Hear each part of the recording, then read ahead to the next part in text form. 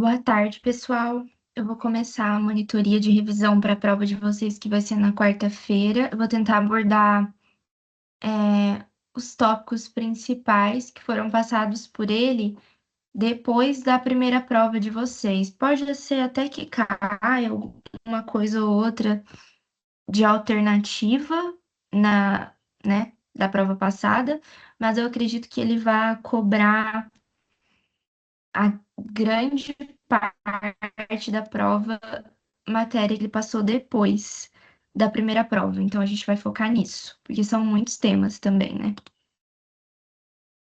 Vamos começar com desconsideração da personalidade jurídica.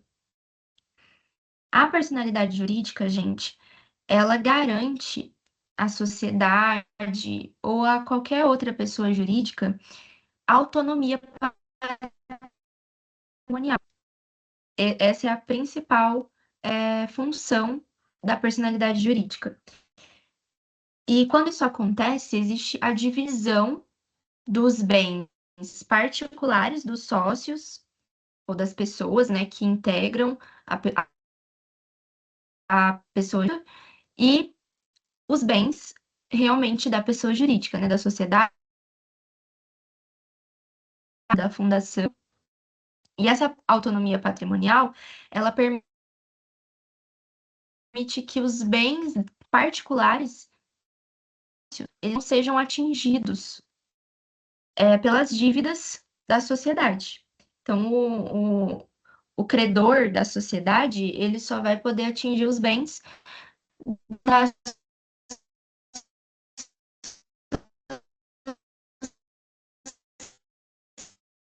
existir, é, é,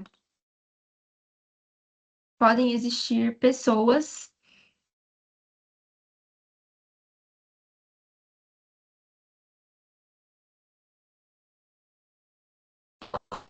com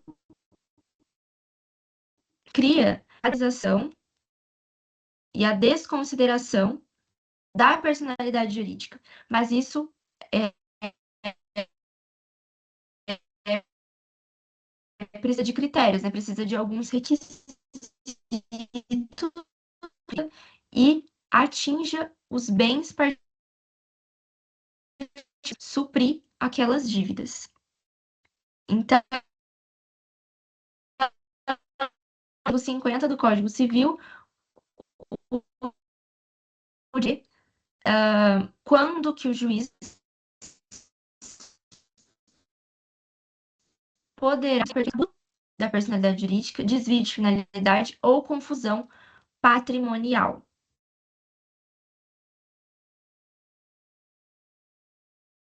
Aí é que eu deixei para vocês algo que está no slide do professor também, que é quando que permite a desconsideração no Código de Defesa do Consumidor, que é quando são mais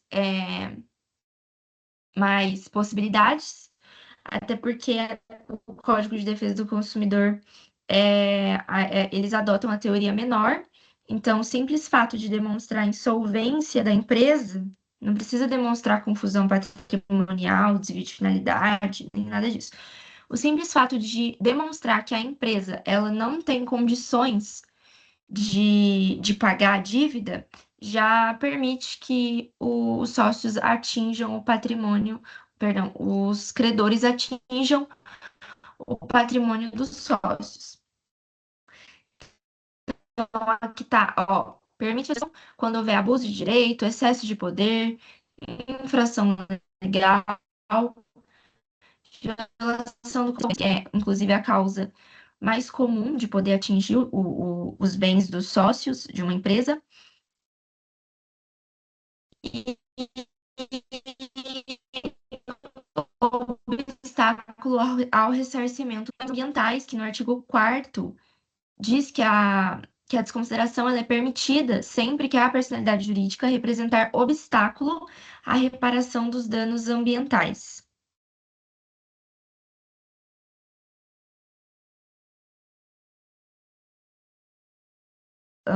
Requisitos da desconsideração. Desviabilidade,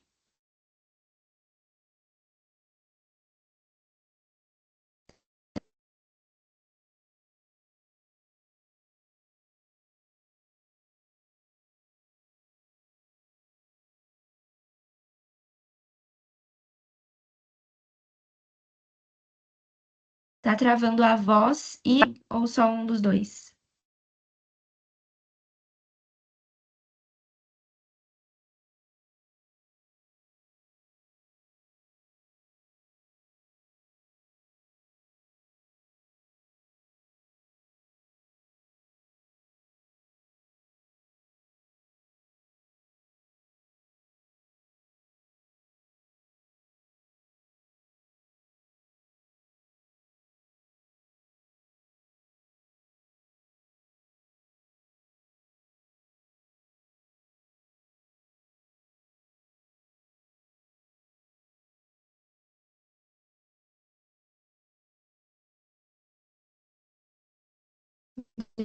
Deixa eu ver se eu consigo entrar pelo celular, peraí.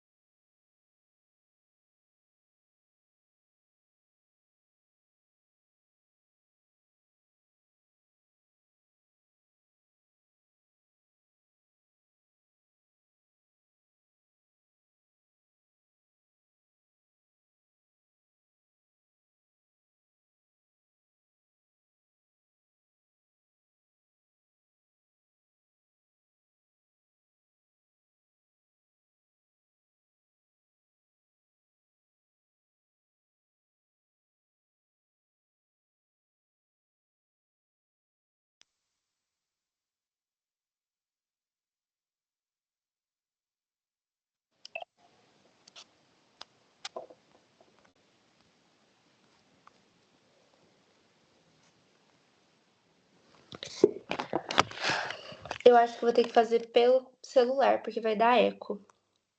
E aí eu não consigo ligar a câmera. Mas vamos lá, qualquer coisa você manda no chat pra mim, que eu tô com o chat aberto aqui no computador.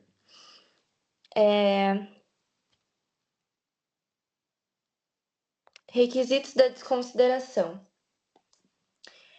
Então, a gente tem desvio de finalidade, que ocorre quando a pessoa jurídica ela tem intenção de fraudar os credores, praticar ilícito, esconder o patrimônio ou então lesar terceiros.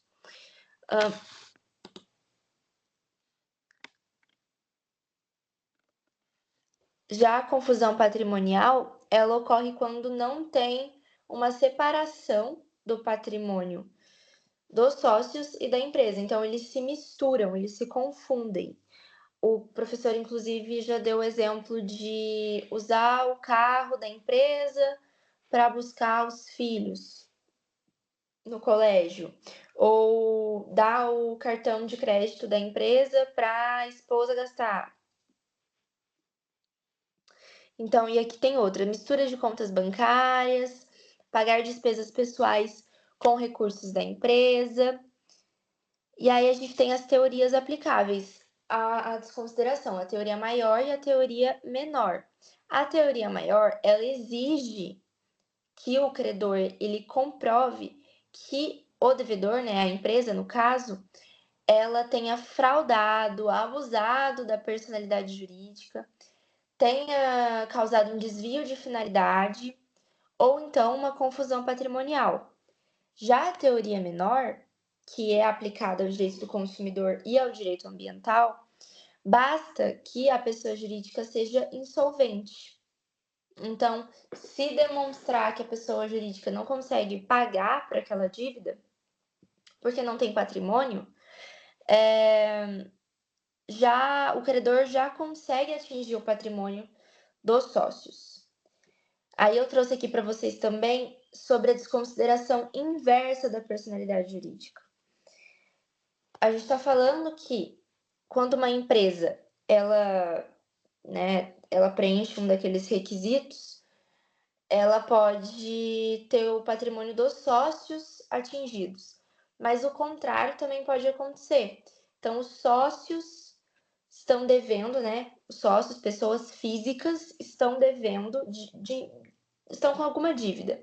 E aí o credor ele consegue se demonstrar essa confusão patrimonial entre a empresa e os bens dos sócios, consegue atingir o patrimônio da empresa.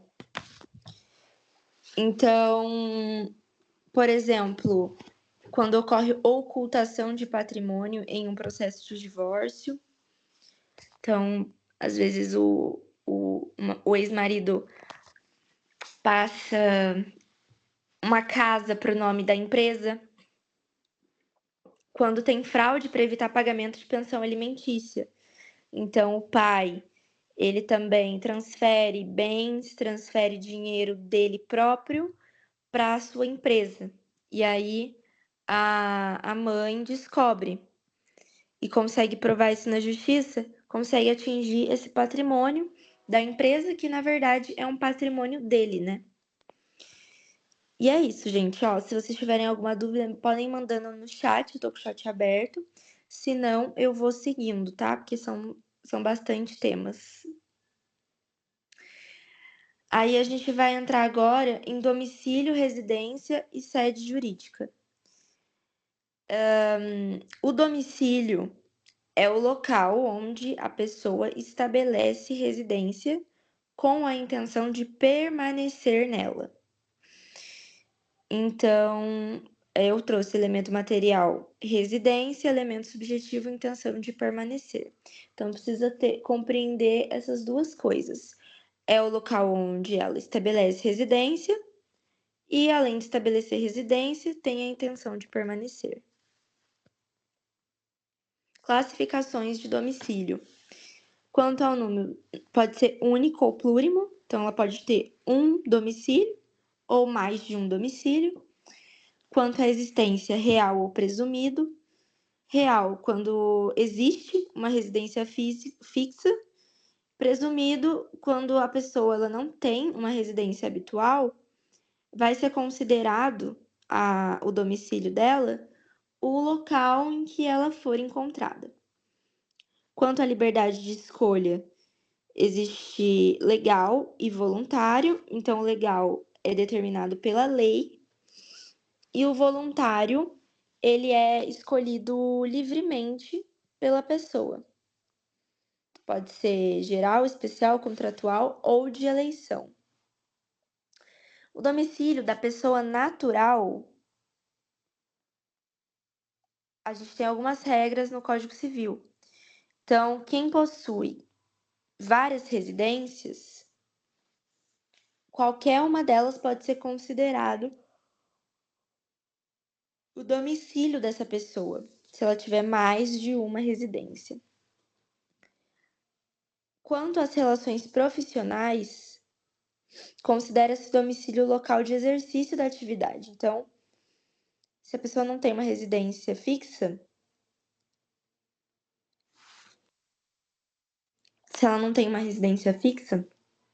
a gente pode olhar também para a residência profissional dela. E aí o domicílio vai ser aonde ela exerce aquela atividade profissional. Quem não possui uma residência habitual terá domicílio no local onde for encontrado. Então, por exemplo, um morador de rua que não tem uma casa, né? O domicílio dele vai ser no local em que ele estiver, no local em que encontrarem ele.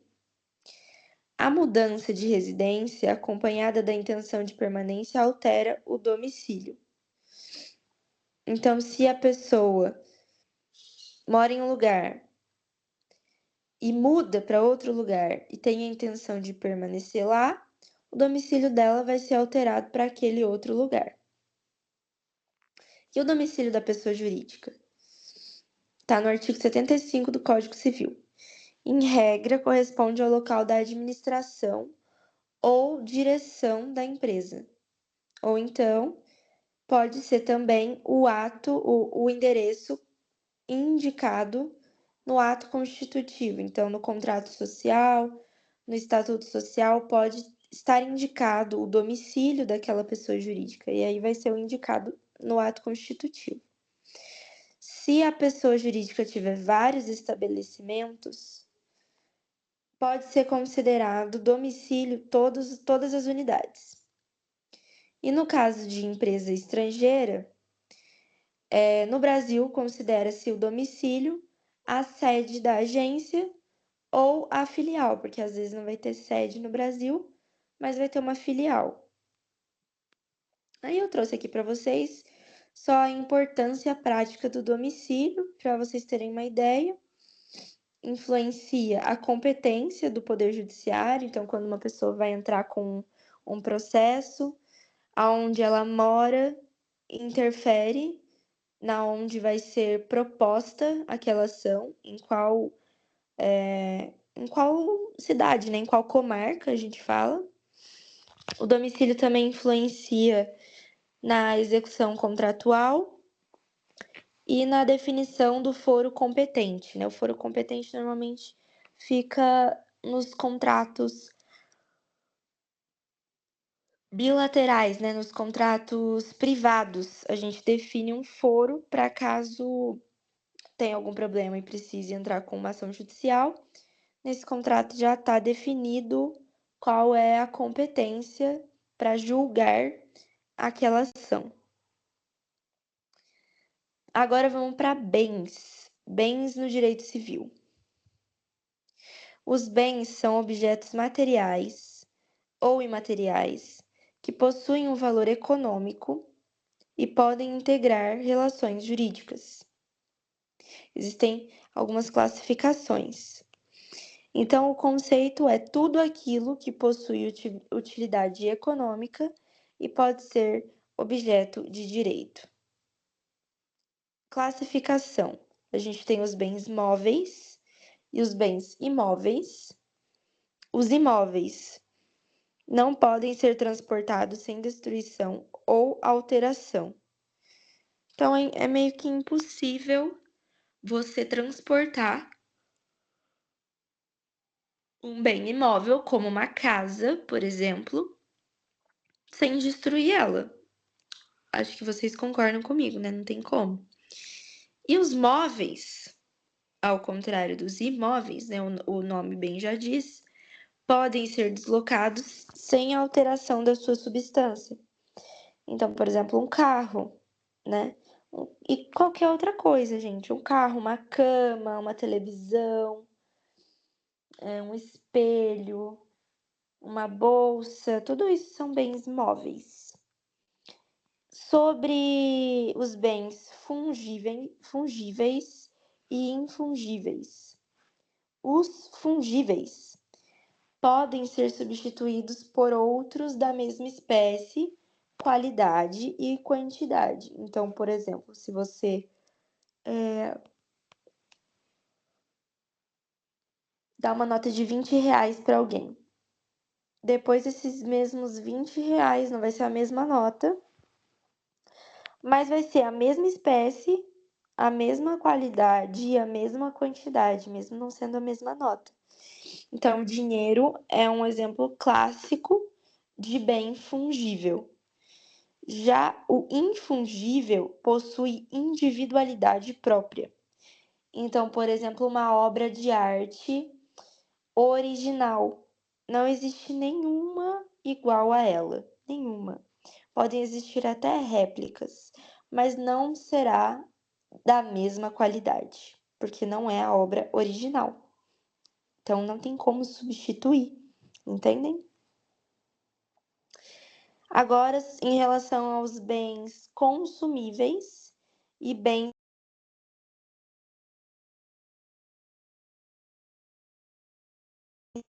desaparecem com o uso. Então, uma comida, gente. Qualquer comida que vocês, veem é um bem consumível. Você come e desaparece. Já o inconsumível permite uma utilização contínua sem desaparecer, como os imóveis. Agora, com relação aos bens divisíveis e indivisíveis. Os divisíveis podem ser fracionados, divididos, certo? Como bem o nome bem já diz, você pode dividir, fracionar e não perde o valor. Não perde o valor. Já os indivisíveis não admitem divisão sem destruição ou perda de valor. Então, é o contrário do divisível, né? Se você divide, você destrói. Ou aquele bem, ele perde o seu valor.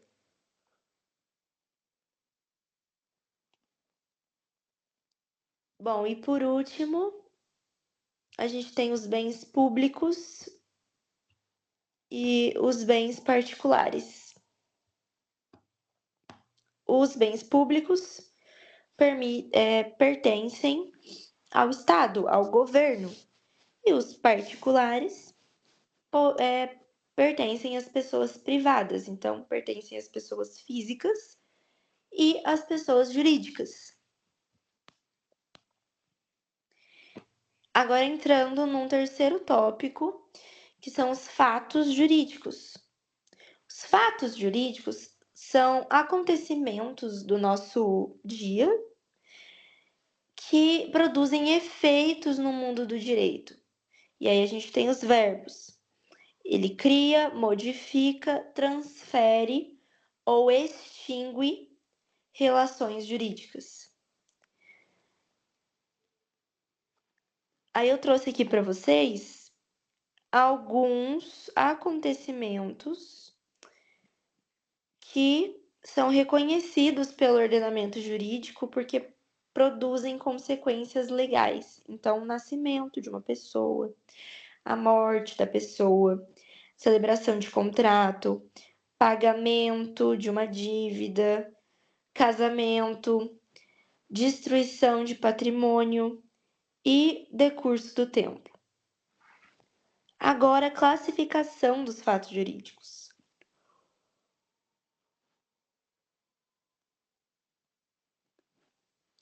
Os fatos jurídicos, eles podem ser naturais ou humanos.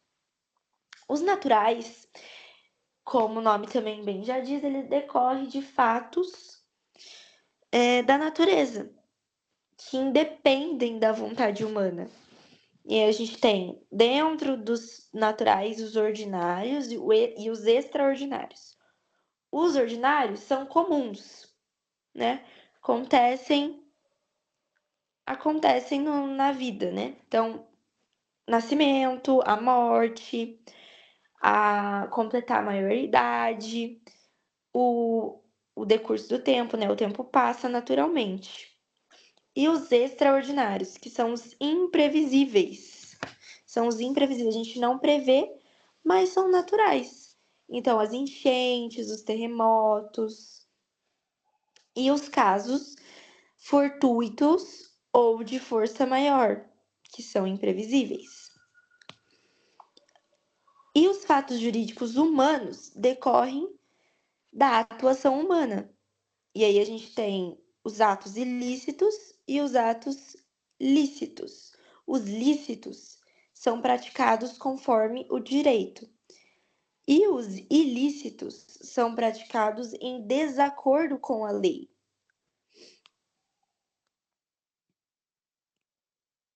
Negócio jurídico. O negócio jurídico, gente, é a manifestação da vontade humana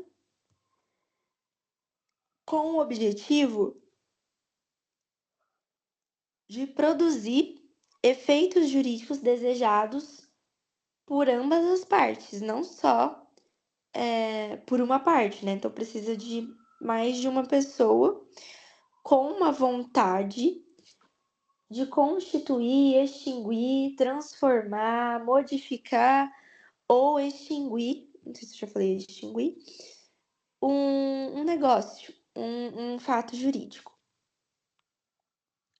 Aí agora a gente vai ver os requisitos de constituição do negócio jurídico. São requisitos muito importantes, sempre cai na prova.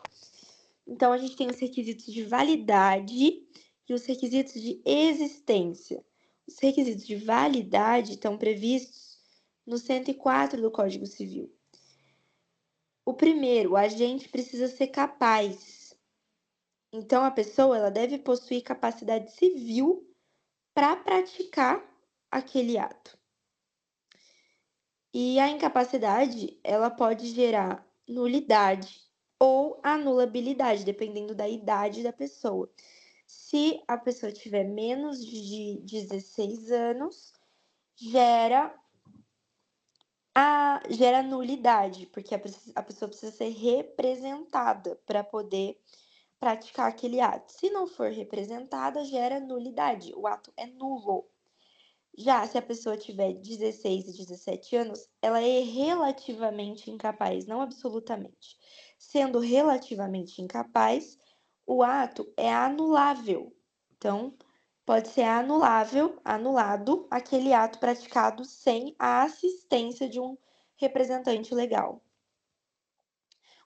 O segundo requisito é o objeto ser lícito, possível, determinado ou pelo menos determinável. Ou seja, o conteúdo ele não pode contrariar a lei, deve ser lícito, deve ser possível e precisa ser identificável, não pode ser algo que a gente não consiga determinar, ou pelo menos tem que ser determinável. Como, por exemplo, venda de objeto ilícito torna um negócio inválido. Então, algo ilícito, por exemplo, drogas. Vender drogas torna aquele negócio efetuado pelas duas partes, aquela compra, né, aquela venda, inválida. E, por último, forma prescrita ou não proibida em lei. Alguns negócios exigem forma específica. Então, escritura pública, documento escrito ou registro. Quando a regra é não exigir, tá? A regra é livre, não solenidade. Mas quando a lei exigir a forma especial, a ausência, né, dessa escritura pública pode invalidar o negócio jurídico. Nossa, gente, aqui não tem os requisitos de existência. Deixa eu entrar aqui para falar para vocês, porque é muito importante. Tô abrindo o slide dele.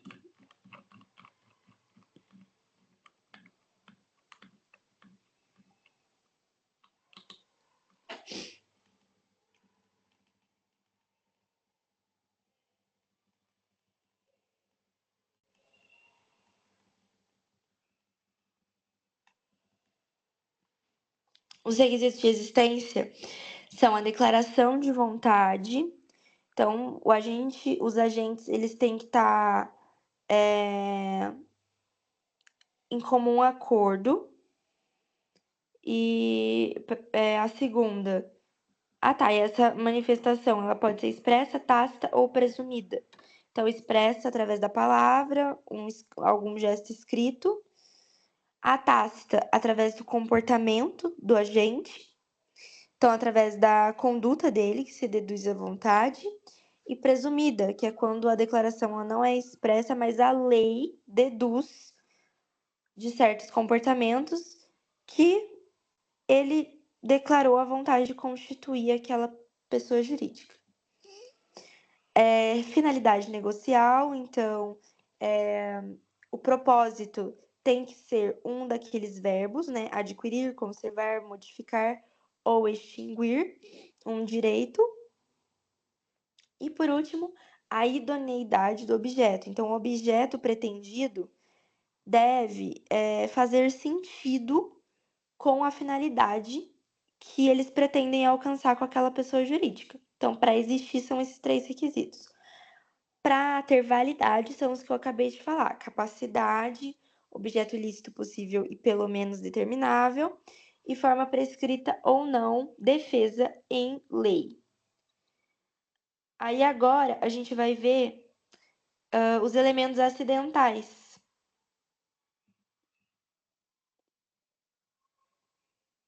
Os elementos acidentais, eles impactam na eficácia daquele negócio jurídico. Então, o primeiro é a condição, que é um evento futuro e incerto, que depende a eficácia do negócio jurídico. Precisa ser voluntário, precisa ser no futuro e precisa da incerteza. São os três elementos necessários. Então, por exemplo, eu vou te dar um carro quando você passar na faculdade. É uma condição para que aquele negócio jurídico venha a ter eficácia. Já o termo é um momento que inicia e termina a eficácia. Então, diferente da condição, é um evento futuro e certo. Ok? O termo, ele também não pode se confundir com prazo. Então, prazo de 15 dias. O termo não é assim. O termo tem uma data de início e uma data de término. E, por último, o encargo. O encargo é uma obrigação, uma determinação feita pelo autor, né? De uma liberalidade. Então, a pessoa que vai receber o negócio jurídico, ela precisa efetuar uma atividade para que aquele negócio jurídico ele tenha eficácia. Então, por exemplo, uma empresa que recebe uma doação de um terreno, só que no contrato de doação está lá explícito que ela tem o encargo de gerar empregos através daquele terreno. Isso é um encargo. Agora, a gente vai para uma parte muito importante, que são os defeitos dos negócios jurídicos. Então, a gente viu que existem os requisitos de existência, os requisitos de validade e a eficácia do negócio jurídico.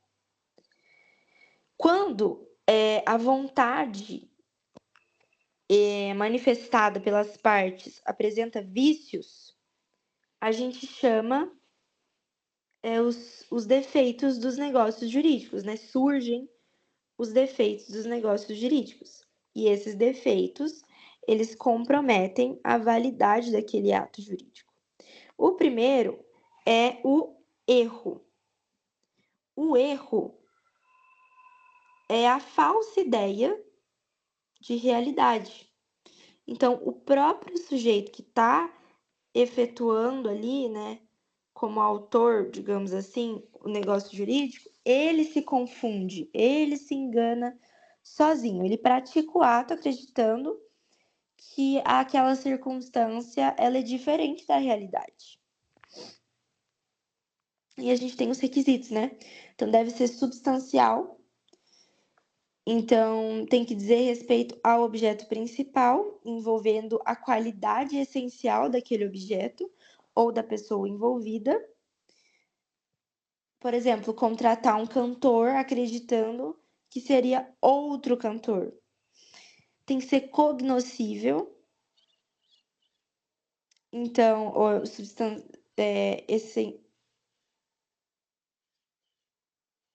essencial. Então, basta que o sujeito ele reconheça a presença do erro e real, né?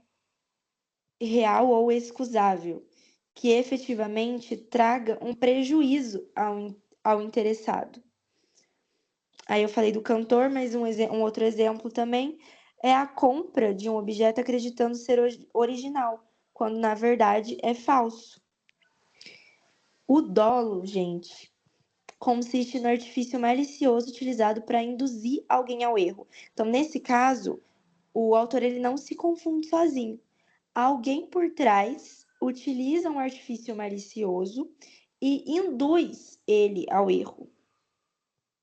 Então, nesse caso, a intenção deliberada de enganar. Um exemplo é a ocultação proposital de defeitos em um veículo vendido. Aí a gente tem o dolo principal e o dolo acidental. O principal ele é determinante para a realização do negócio. E o acidental não impede aquele negócio, mas pode gerar ao autor uma indenização.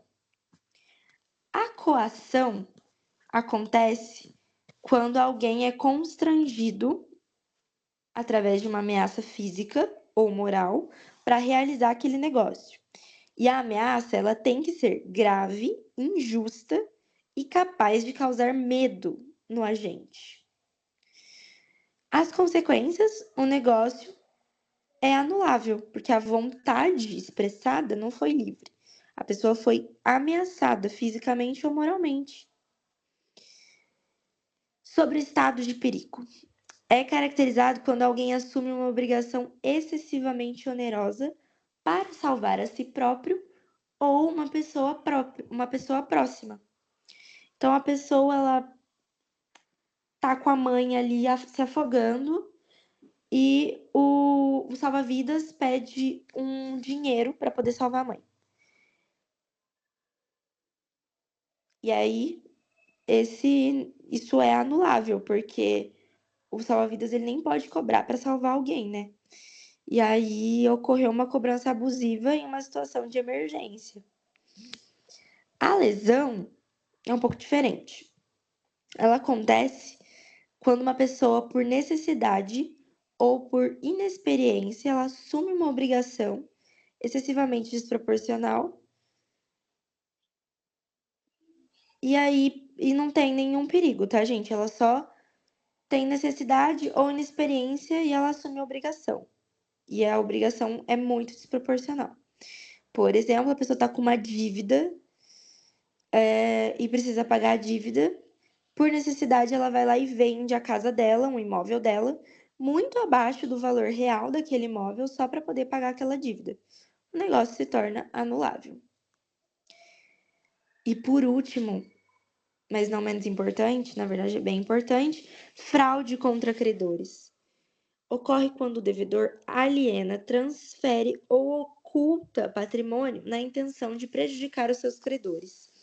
Então ele pega todo o patrimônio dele, vende para um terceiro ou doa para um filho, para um tio, para um primo, para ocultar aquele patrimônio e não deixar com que os credores encontrem aquele patrimônio. Então, os requisitos: prejuízo ao credor com intenção fraudulenta. Vamos lá que a gente tá quase terminando. Atos jurídicos ilícitos. Isso é muito importante também, com toda certeza vai cair na prova de vocês. Ato ilícito é a conduta contrária ao direito, que causa um dano ao terceiro capaz de indenizá-lo, previsto no artigo 186 e 187 do Código Civil. O ato ilícito, ele constitui alguns elementos. A conduta é ação ou omissão. Então, a gente pratica uma ação ou uma omissão que causa um prejuízo material ou moral, de forma culposa ou dolosa. Vocês já aprenderam culpa e dolo no direito penal. Culpa quando o agente ele não tem a intenção, mas ele sabe do risco. E o dolo quando o agente tem a intenção, às vezes não tem, mas ele sabe do risco e ele não se importa com o resultado. O dano pode ser um prejuízo material ou moral e tem que existir um nexo causal entre a conduta praticada e o dano causado. Abuso de direito. 187 prevê também que também pratica ato ilícito quem exerce direito de forma abusiva. Exercício excessivo de direito com a intenção de prejudicar terceiros. Então, o policial que exerce abusadamente o seu direito, ele está cometendo abuso de direito. E qual que é a consequência jurídica? O principal efeito é a obrigação de indenizar. Então, pode gerar danos materiais, danos morais e até mesmo danos estéticos. Teoria geral da prova. Conceito. A prova é um instrumento utilizado para demonstrar a existência dos fatos alegados em um processo judicial, e a finalidade da prova é formar o convencimento do juiz. O ônus da prova, o encargo de provar, em regra, é quem alega. Então, o autor, ele deve provar os fatos constitutivos. Ele alega que ele tem direito de algo, ele deve, com os tipos de prova, demonstrar que ele realmente ele tem direito ao que ele está alegando. Quais são as espécies de prova? As provas documentais, tudo de documento que o autor tiver, contratos, recibos, registros. Prova testemunhal, que são depoimentos de pessoas estranhas à relação processual, então depoimentos de terceiros.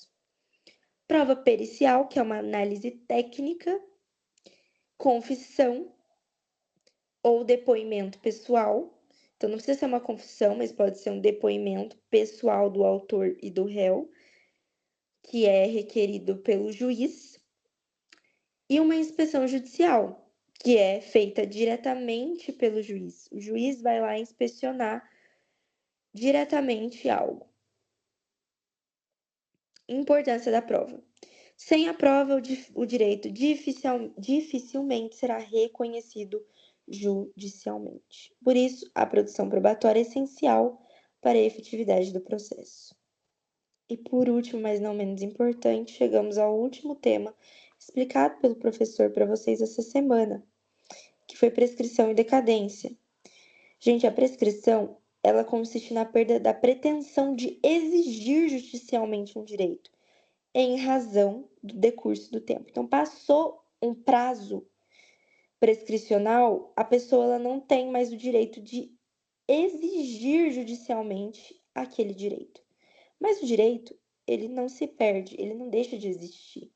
O que se perde é a possibilidade de cobrar esse direito judicialmente.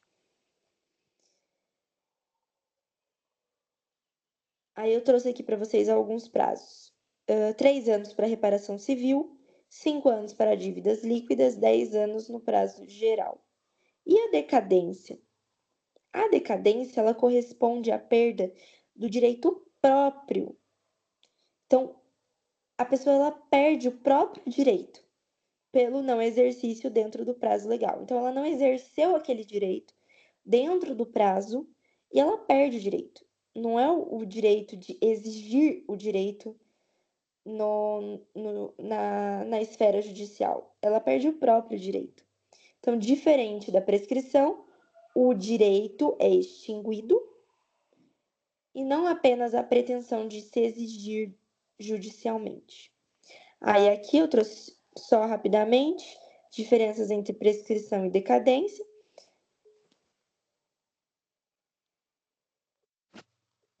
Ai, estão me ligando. E eu não consigo desligar. Foi. Diferenças entre prescrição e decadência. A prescrição, ela extingue a pretensão de se exigir judicialmente, admite suspensão e interrupção e normalmente protege direitos patrimoniais. Já a decadência extingue o próprio direito, normalmente não admite interrupção e está relacionada a direitos potestativos.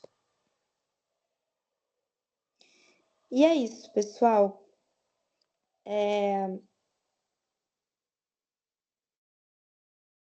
Acredito que a gente tenha abordado os principais tópicos que o professor vai cobrar na prova. E se vocês tiverem alguma dúvida, vocês podem me mandar no WhatsApp, alguma questão que vocês estejam com dúvida. Podem me mandar, que eu vou responder, eu estou à disposição. Estou no grupo, né, da monitoria. Se vocês tiverem alguma dúvida, fiquem à vontade.